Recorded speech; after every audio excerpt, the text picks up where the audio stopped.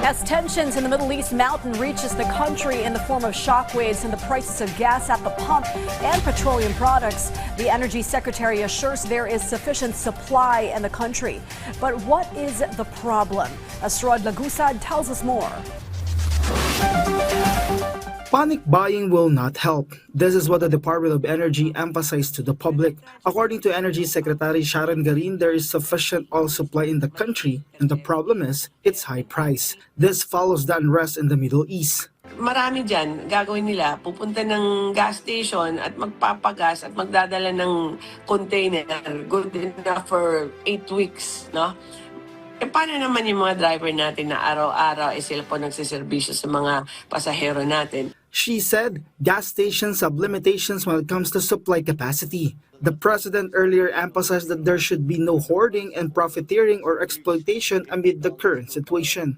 Hindi po advisable po na mag-store kayo sa gasolina sa bahay ninyo na kung ilang containers yan. Hindi po safe yan at baka maperwisyo pa po yung pamilya ninyo. Ang ano ko lang po, ina-allow na lang po namin yung pagbili sa container sa mga Fisher Fox natin, sa mga hospitals natin, yung mga gensets, sa mga nagninegosyo po na kailangan talaga naka-container siya. Meanwhile, the department continues to coordinate with all companies regarding their supply. This is to ensure that they are already ordering or securing their supplies. She said they are awaiting reports on who have already received new supplies. According to Garin, the country currently has around 50 days worth of oil reserves.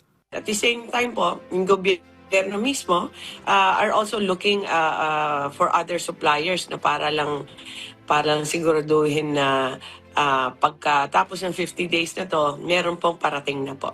She said that due to the situation, another increase in oil prices is expected next week. Rod Lagusad from the National TV Network for a new and better Philippines.